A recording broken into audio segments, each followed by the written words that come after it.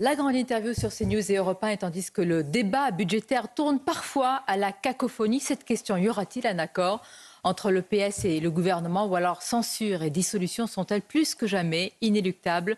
Sur ce sujet et d'autres, notre invité Éric Coquerel, bonjour et bienvenue. Bonjour. Merci de votre présence. Vous êtes le président de la Commission des finances de l'Assemblée, député LFI de Seine-Saint-Denis. Le gouvernement, Éric Coquerel, a concédé hier, à la surprise générale d'ailleurs, un amendement qui alourdit la contribution exceptionnelle des grandes entreprises et allège celle des entreprises de taille intermédiaire. Certains y ont vu une concession faite aux socialistes. Est-ce que vous pensez que l'entente entre PS et gouvernement, ça y est quasiment actée? Alors plus exactement, en fait, il y avait une contribution l'an dernier qui pesait 8 milliards. Et le gouvernement a décidé de la prolonger, mais en la divisant par deux. Donc en fait, en réalité, il est venu au milieu du gué, c'est-à-dire à 6 milliards. Je dis juste ça, c'est pas une création, c'est le fait qu'il avait décidé de la diminuer et que finalement, il la diminue moins que prévu. Et ça a été la surprise générale. Oui, personne ne s'y attendait. Ah non. D'ailleurs, j'ai protesté parce que même si j'étais d'accord avec la proposition, parce que je pense que il est bon de prendre quand même un peu plus d'argent au haut patrimoine, aux grandes entreprises qui cotisent très peu par rapport à l'effort demandé. Mais moi, j'ai protesté sur le fait qu'on ne peut pas comme ça travailler avec la surprise. Presque tout le monde l'a découvert. Enfin, tout le monde l'a découvert, me semble-t-il. Y compris le Bloc central ? Y compris le Bloc central, qui d'ailleurs a demandé une suspension de séance pour voir quelle est sa position. Donc on ne peut pas faire comme ça. Comprenez que soit on dit c'est l'Assemblée qui décide, mais il faut lui donner les moyens de décider, et donc dans ces cas-là, prévenir à l'avance, et non pas déposer un sous-amendement comme ça en plein milieu du débat, qui a quand même une signification. Donc ça, c'est sur la manière de faire. Alors est-ce que c'est en lien avec des discussions avec le Parti Socialiste? Ça se murmure. Moi, par définition... C'est un murmure qui devient un chahut assez fort. Oui, parce qu'Olivier Faure a dit lui-même qu'il était en dialogue permanent quasiment avec M. Lecornu. Donc à partir de là, toutes les supputations peuvent imaginer. Bon, il y a aussi en dehors du Parti Socialiste comme une pression très forte des oppositions de gauche, quand même des groupes de gauche, pour essayer de muscler ce budget, de jouer leur rôle de parlementaire sur justement la taxation des hyper riches. On va en parler, mais vous pensez... pour qu'on essaye d'avoir un discours clair, parce que vraiment c'est compliqué parfois à suivre à l'Assemblée. Est-ce que vous estimez, Éric Coquerel, que le budget peut être, entre guillemets, battu? Je pense qu'il va être battu.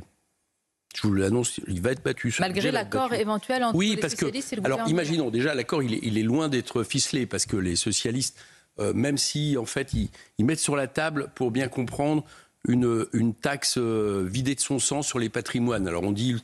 Zuckman ultra-light, mais ça ne mérite même pas d'être appelé Zuckman. On peut le dire, c'est une version allégée visant à prélever un impôt de 3% sur les patrimoines de plus de 10 millions d'euros, qui exclut les entreprises familiales innovantes. Oui, mais qui exclut aussi les actions familiales, en gros. Et donc, en gros, ça exclut les plus grosses fortunes de ce pays. Donc, ça rate la cible de Zuckman. Zuckman, c'est quoi sa cible?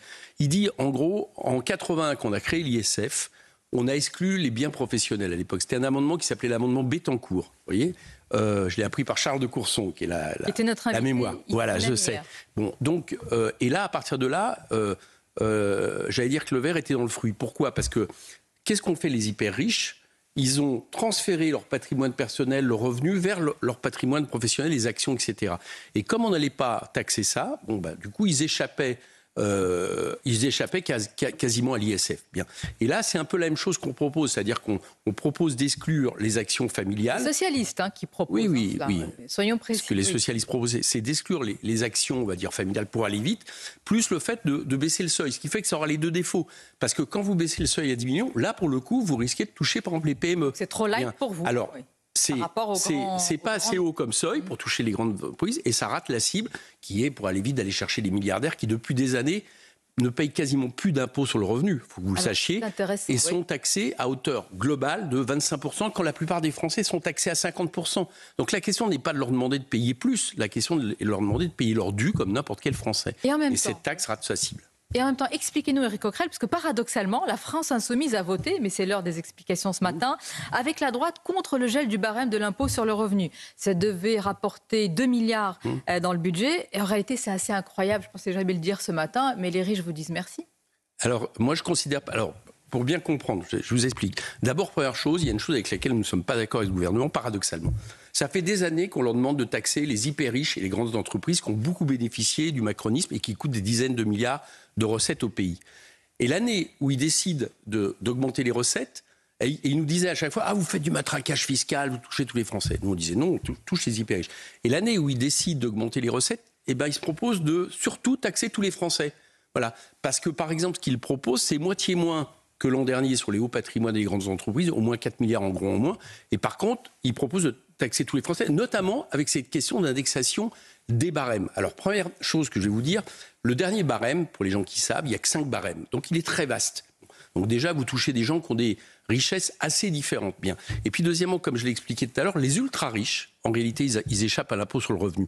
Et nous, on a préféré que tous les Français puissent bénéficier de la non-indexation, ce qui supposait de voter un amendement, effectivement, avec LR, plutôt que les tranches intermédiaires le subissent. Voilà, c'est la raison pour laquelle on a voté. Malgré tout, ce matin, vous allez devoir expliquer à vos électeurs que vous avez préféré protéger, les 0,2% foyers les plus aisés qui gagnent 17 000 euros par mois.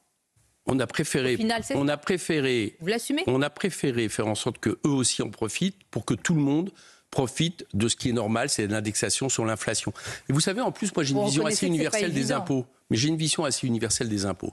C'est-à-dire que, quelle que soit sa fortune et son statut, vous bénéficiez à un moment donné des mêmes conditions. Parce que si vous ne faites pas ça, le non-consentement à l'impôt va devenir quelque chose qui va s'installer. Donc, je vous réponds, nous, ce qu'on souhaitait, c'est que les Français qui sont imposés à l'impôt sur le revenu, encore une fois, qui ne sont pas les plus riches, parce que les plus riches y échappent, soient traités de manière égale et bien naturellement que leur barème suive l'inflation. Alors ça permettait, que beaucoup de Français ne rentrent pas dans l'impôt, plus de 200 000 Français qui sinon seraient rentrés en impôt, et puis ça permet à toutes les classes intermédiaires, classes moyennes qui payent cash l'impôt sur le revenu, de ne pas voir leur impôt augmenter l'année prochaine. Je pense que c'est assez normal. Parlons à présent des classes moyennes, Éric Coquerel, toujours en déroulant les discussions. Alors, très important, parce que beaucoup de Français, ceux qui nous regardent, téléspectateurs et auditeurs, y tiennent. C'est le crédit impôt service à la personne. Vous avez affirmé que 7 milliards d'euros sont utilisés pour subventionner des emplois privés, affirmant qu'avec cette enveloppe, effectivement, on pourrait embaucher de l'ordre de 167 000. Ouais,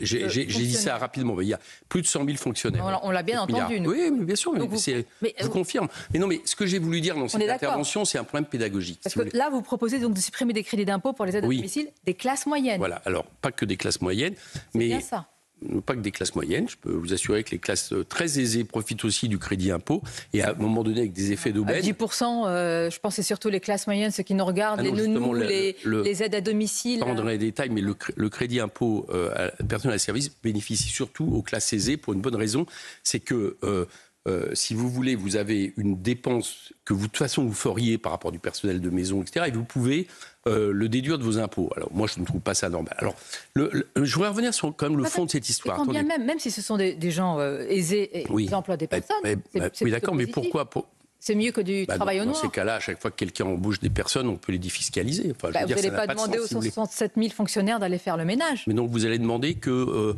l'État subventionne l'économie privée, subventionne les emplois privés. Enfin, il y a un problème. Et c'est ça que j'ai voulu poser comme problème. Si vous voulez, pour bien comprendre. Au début, on a dit on crée ce crédit impôt recherche pour éviter le travail au noir. Soit. Bon.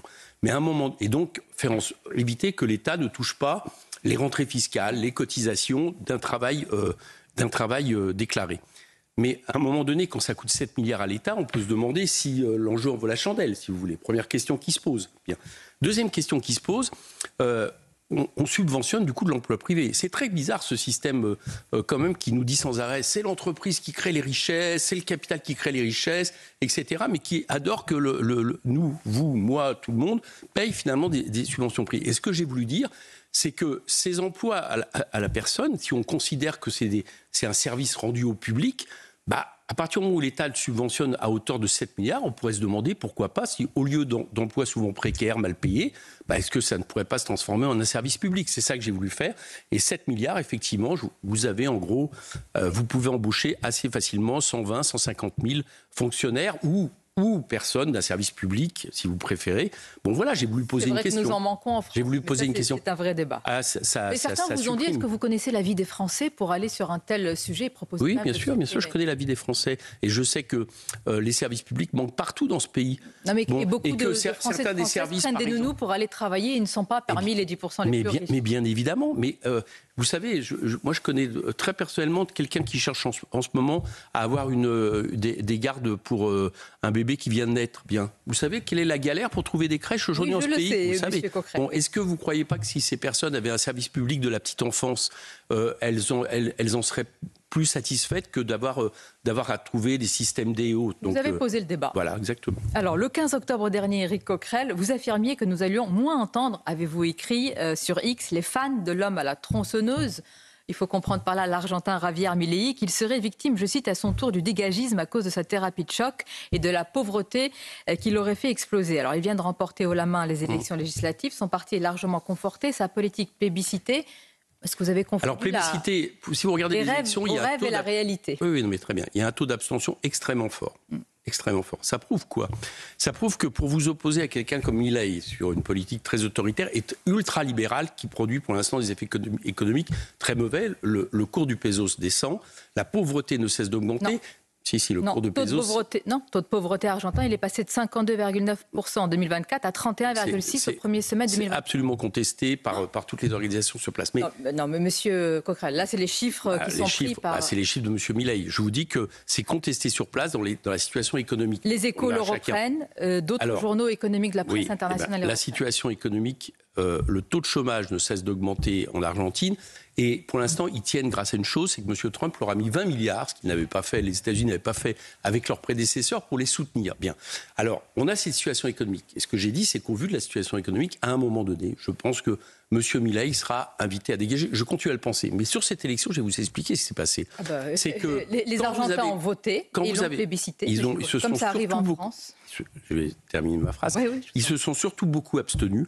Et quand vous n'avez pas en face d'un pouvoir d'extrême droite ultralibéral une proposition d'alternative radicale, mais molle, comme étaient ses opposants, les gens ne se déplacent pas. C'est-à-dire que la grande leçon de ça, c'est qu'on ne lutte pas contre l'extrême droite et le néolibéralisme avec, j'allais dire, une eau tiède qui ne propose pas d'alternative au pays. Et c'est exactement ce qui s'est passé en Argentine. Aux prochaines élections, s'il y a abstention et que vous arrivez en tête, je verrai ce que vous allez nous dire, si vous remettrez en cause la légitimité. Mais je n'ai pas. Attendez, vous n'avez pas compris ce que je dis. Je n'ai pas remis en question la légitimité des élections. Je vous explique qu'il y a un taux d'abstention très fort. Vous dites qu'il est mal élu.